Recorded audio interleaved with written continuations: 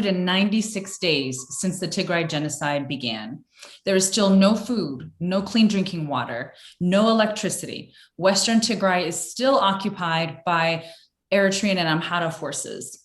After shocking military defeats and the announcement of various alliances among various liberation groups in Ethiopia, we now hear that the Prime Minister of Ethiopia is trying to collaborate with Turkey, and talks of drones and other types of military cooperation.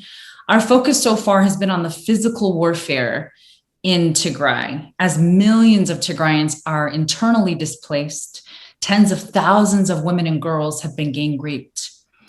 And of course, there were the bogus and embarrassing claims by the Ethiopian government that nonprofit organizations like USAID was sending drug-laced biscuits into Tigray.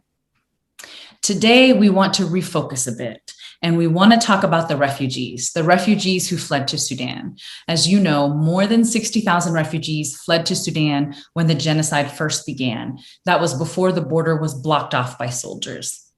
These people left with nothing but the clothes on their backs, oftentimes with their families in tatters.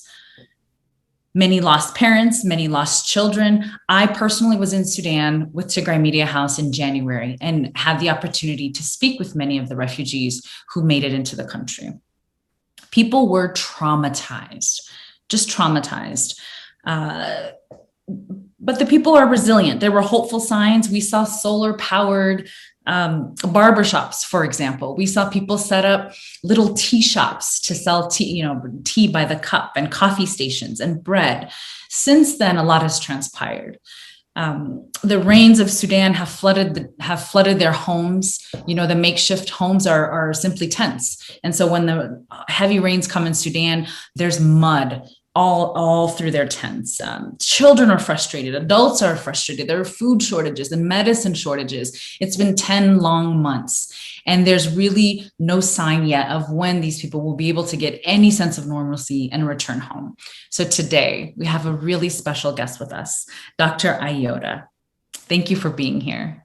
Thanks for having me. Yes. You were recently in Sudan with the Health Professional Network of Tigray. Can you tell us a little bit about why you were in Sudan, and also a little bit about your first impressions? Sure, I'd be very happy to.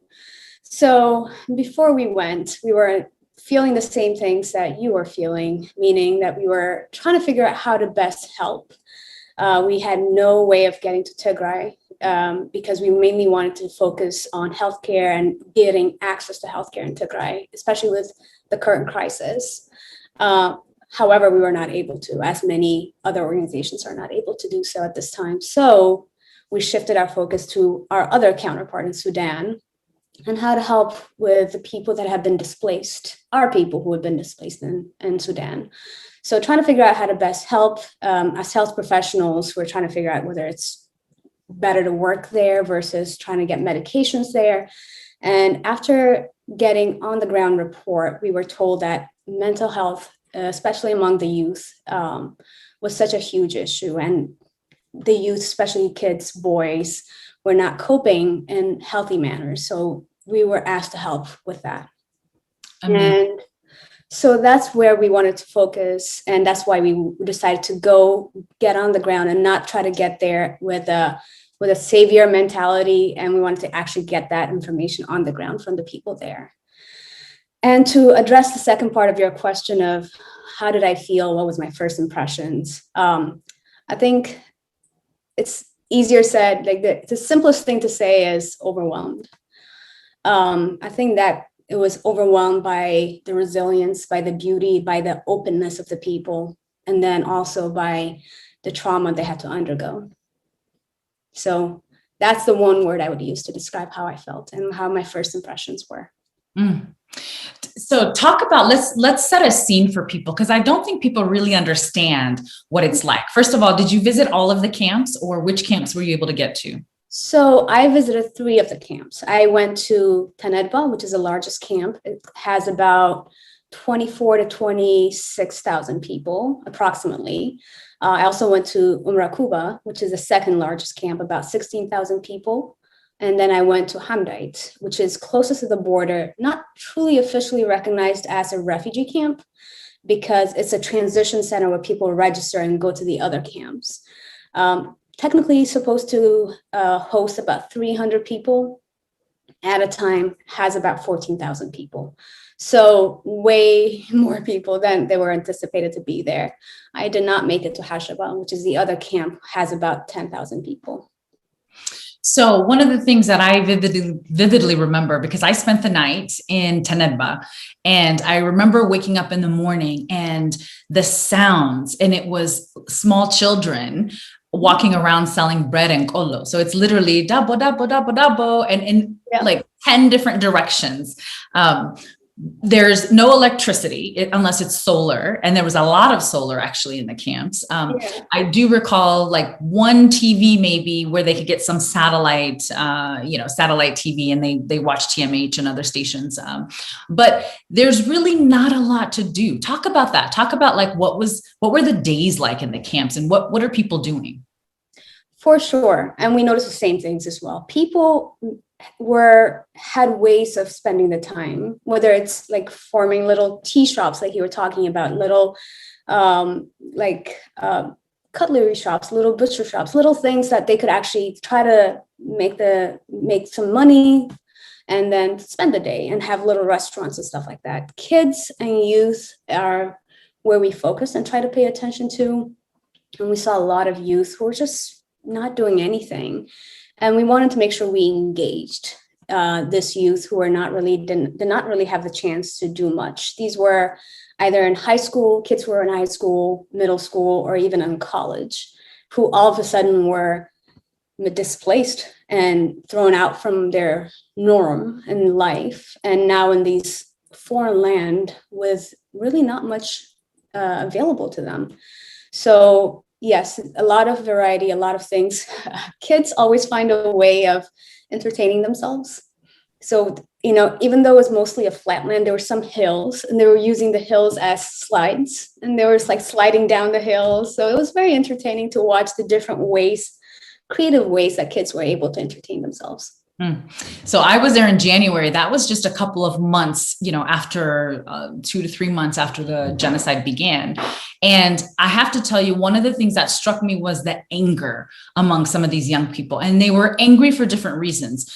Some were angry because they literally saw their family members killed, literally saw a mother killed, literally saw a sister killed. Some of them were angry because if you think about it, they lived really normal lives before this. They played on their phones, and they went to school, and they played outside, and they watched TV. And now you're in this situation where when I was there, they hadn't even started school yet. But there was an anger among the children because they were so either frustrated, by how their lives got turned upside down overnight, or because they saw really gruesome things.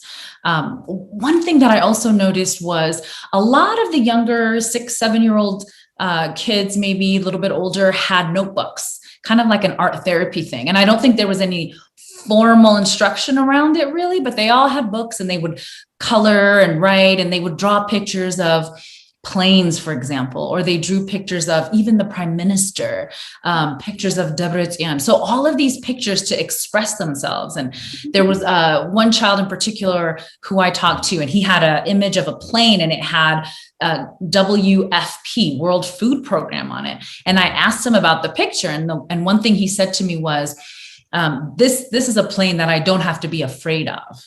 In other words, there were planes, right? Because we know that there were drone strikes and other things that happened on the people. And so they would get really frightened whenever they would hear a plane coming. And so it was almost like he was teaching himself, I don't have to be scared every time I hear a plane come. Yeah. So tell us a little bit about the Wellness Center and what you hope, what resources will be there, what people can expect, and how are the children? How are the children? What can you tell us about the children? So for sure. And you really hit excellent points right there. So when we went there, we tried to do small focus groups of the community leaders that we were talking to. We talked to teachers and doctors and different professionals, as well as the youth themselves, to see if this was something that they would be open to, if this was something that they needed. And there was an overwhelming yes. This was something we need. This was something that needs to be addressed. Yes, they're physically safe. They're not mentally well, though. Trauma is something that has to be intentionally dealt with.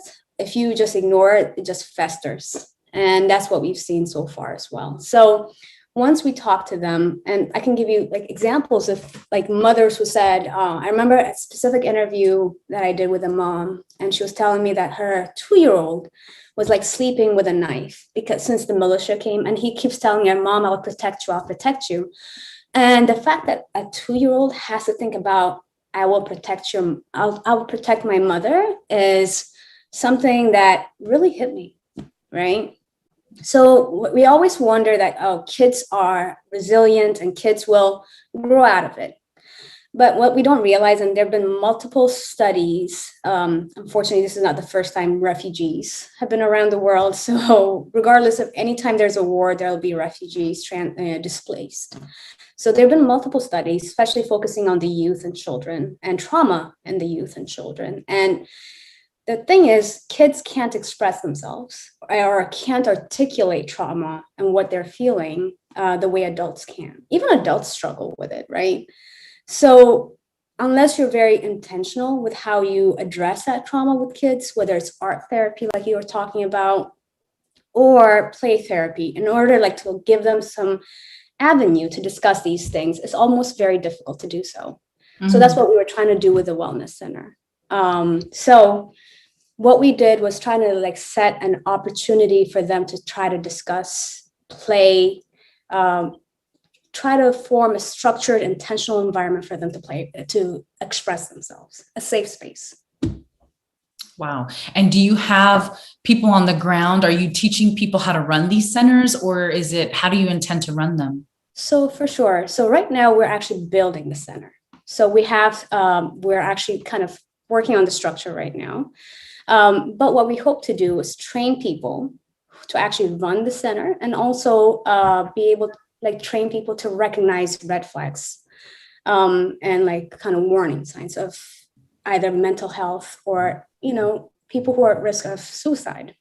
That's also a thing that we need to be aware of and watch for and be able to address it before it actually happens. So our goal is to not only plan for this, to like for the play therapy, intentional interventions, but also be able to provide psychotherapy, official, like all like traditional therapy, whether it's through Zoom or other venues. So we're planning to do various ways of addressing mental health. You just said something really powerful, because one of the things too, I still keep in touch with people in the camps when I can, and occasionally we'll check in. And there was a young man who I interviewed from Zalambasa, and his mother was literally blown up, actually. And she hid him. His name is Filmon. She hid him in the bathroom in the back. And so when the Eritrean soldiers broke into the house, they threw like a little hand grenade and literally blew her up. And so when he came out, his mom was there, and it traumatized him to the point where he wanted to die. And he said, I wanted to kill myself. Like, what? I've seen the worst. I saw my mother die, and she died for me. She hid me and she survived. And I survived. She gave her life. And so he ended up making it to Sudan because of friends who encouraged him to keep going and keep going, let's go, let's get out of here. And so his father was also a fighter, and his father died. And so here's Filmon now in one of the camps, and he's a young adult, early 20s, I think, but he's not well. He's not well, as he shouldn't be. He saw something incredibly traumatic. And when I call back and I talk to different people, especially those with older age children, teenagers, this is a big worry for them, especially the boys. So, the boys have been a target of conversation for the Ethiopian government. And, every boy of quote unquote fighting age is a target. We know that soldiers were going door to door to kill men, young boys over the age of, we've heard different ages, 7, whatever. But we know that they were a target in this. And so they tend to get forgotten. What can you tell me about the services that are going to be there for the boys? For sure. And you are very right. And I've heard those stories over and over again through different people. People who've been traumatized because they've lost loved ones, or they themselves were targets and they barely escaped. So when that happens, or when somebody has lost their parent trying to protect them, imagine the survivor's guilt in that person. So again, like I said, there are different ways we address it. Sometimes, especially culturally, we don't address mental health like, oh, we sit down, we talk about our feelings and our emotions. Being able to create an environment where people who've gone through similar traumas can actually have an open conversation, being able to relate to each other. Unfortunately, this is not the first time this has happened. We've had generations, our parents went through this. Being able to hear their stories and create a safe space where they can actually share their stories and be able to talk to each other. These are some of the things we are hoping to implement in that wellness center. Absolutely. Why do you think, as Tigrayans, you just said this isn't the first time, and clearly it's not. But our stories have not been told. We haven't told our stories. There's a tendency within our culture to suppress the bad things that have happened and only talk about the good things. Why do you think that is, and what is the impact from a mental health perspective, and I would even say even a physical health perspective, of withholding that trauma, of just holding it in and not sharing those stories? It's very interesting that I used to think it was only my family that dealt with it that way. And it was through this unfortunate experience this past 9 months that I realized this was something that happened in every household. Our parents did not really share this trauma with us, even though they themselves have gone through it, right? And it baffles me how an entire generation chose to deal with it as the same way, and in many ways, the same way. And I wonder if it's partly survivor's guilt, because their friends, their siblings, their parents did not survive. So what do they have to complain about, right? They were able to live to old days, to old lives. They were able to have kids. They were able to see grandkids, right? So I wonder if that's part of it. And culturally too, we're not really encouraged to talk to each other about trauma. And it's all about resilience. It's all about, you need to move on. And partly it's led us here, I think, in some ways, because now I think we need to find other ways of dealing with that trauma. You're right about the cultural, even some of the cultural sayings that we have. Like there's a saying, and I don't know if I'll get it exactly right, but there's a saying around, you know what I mean? Like you go to sleep with a somewhat, not totally full, I guess. So that way I'm not even sure why, but we have even those sayings in the culture that we usually laugh about, but really aren't funny. They're rooted in so much trauma. And I think it's time that we deal with that. So I'm really impressed. Is it just one center, and where is the center going to be located, and how is it funded? Oh man. So our people are the best. So again, this center is going to be in Tenedba, which we chose because it's the largest camp. We wanted to start there and try to replicate it elsewhere as well. We're actually collaborating with ECDC. So they're working on the library and the computer literacy part of it. So it's a whole center in terms of education as well as wellness center. So we wanted to address all parts of it. It cannot just be focusing on one, right? So we wanted to start in Tenedba, see where it goes from there, and replicate it in Kuba and Hamdait and Hashaba. Hopefully we won't need to replicate it, and hopefully this thing will be over before it starts. But we wanted to start somewhere where we can actually see the effects. We're actually using a land given to the church over there. And the reason we started doing that is because, as we've seen during the last war, not all refugees return home. So we wanted to leave something to the people that actually stay there. They can use it in whatever way, shape, they want if they decide to stay there. Impressive. There, another thing that I noticed, there is a church in Tenedba, and I wonder if that's the church you're referring to, because I think it's actually the only one. It's a blue and white church, right? That was actually built the last time the refugees were there. And so I was really struck by that, the fact that it was still standing, and unfortunately is welcoming another wave of refugees. So, Wow. That's Tell me. why we specifically chose that place because it was there during the last war, and it stayed there. So that land will belong to us, and that center will belong to the church once we leave. Wow. So much gratitude for the Sudanese and how they've taken in Tigrayans yet again. It's really unfortunate. Sudan has its own challenges, and yet they continue to open their doors to Tigrayans. It means a lot. Tell me a little bit more about HPN, because HPN is an incredible organization of medical professionals and people in the medical field. I was in Chicago, was it last week, I believe, or earlier this week? Or I know all the time. The days are blending. Great for me.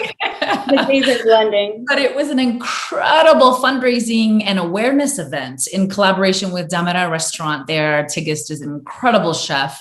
And HPN pulled off probably one of the most successful events that I've ever seen, because it wasn't a room full of Tigrayans. It was half, if not more, people from other places who were learning about what's happening in Tigray and were helping, support some relief efforts and some of the work that HPN does. And it's HPN is certainly an organization that has done a lot and done it quietly. So most people don't recognize or understand, and that's partly by design, I'm sure, how much you're doing in terms of helping women who are survivors of rape, in terms of getting insulin into the country. I mean, I personally have lost a family member because of a lack of insulin. So I know that you've been doing powerful work. Just tell us just quickly about HPN and what that's about.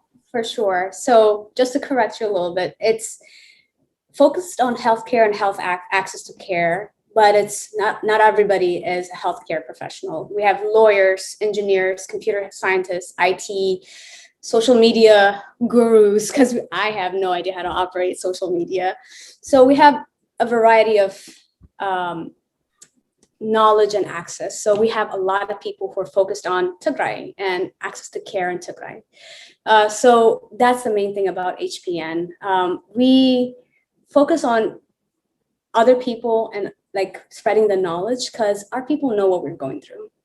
We're very engaged. It's our pain. We're the ones bleeding, We want to make sure the rest of the world knows about it. And we've been very vocal in advocacy among those groups. So our goal is to kind of increase access to care and increase humanitarian aid to Tigray right now. And that's how this organization was birthed to begin with. Wow. And you do it in collaboration with other groups. And I think that's what's really powerful about your work is, there's an African saying, if you want to go somewhere, if you go alone, it's going to take you a lot longer. But if you partner, you can get there a lot faster. And I really appreciate seeing all the collaborations that you all do. I think it's had a big impact. So what advice can you give the average Tigrayan? I know you're doing a lot of work with refugees in Sudan, but there are people all over in the diaspora who don't recognize that they are mentally in the middle of a genocide, even if they're not physically there. And I don't know that as Tigrayans, we really know how to process trauma and that we know how to give ourselves a little bit of peace. So what advice can you give to the average Tigrayan who's in the midst of this war? For sure. I think we all have survivor's guilt. We're not there. Our families going through this, but we ourselves are here in a safe place. I remember for the first few months, just coming to my apartment where it's safe and cozy and I have air conditioning was just guilt provoking. I could not handle it. So first, I think it's important to acknowledge that we are traumatized by this. It's important to first recognize it as trauma. And then that's the only way we can take care of this. We also need to understand that just because we're physically well does not mean we are well. We need to understand that there's mental wellness and a holistic approach to health as well. And the first step is to recognize. Thank you. Thank you, Dr. Ayoda. How can people get involved? How can they help? Again, create awareness. I think the world is a very distractible place. We need to still keep focused on what's going on. We have become distracted as well. I think we've been hearing about all these like victories and all the things that are happening back home. And then we kind of get into this very complacent phase where we're just waiting for things to happen to us, instead of making things happen like we were doing before. So let's not get complacent. We still have a lot to do. We still have a lot of advocacy. We still have a lot of awareness to create among people. I have friends who still don't know what's going on, although I tell them every single time. So keep doing what you're doing. Let's keep doing what we've been doing for the past 9 months. And let's not get tired. Our people are there still, and our people are suffering. Absolutely. Let's not get tired. And does HPN have a website where people can donate? Yes, it's called hpmfortigray.org. It's a nonprofit. It's a organization we finally got registered and recognized. So hpmfortigray.org. Please help, and you can participate in any way. You do not have to be a healthcare professional.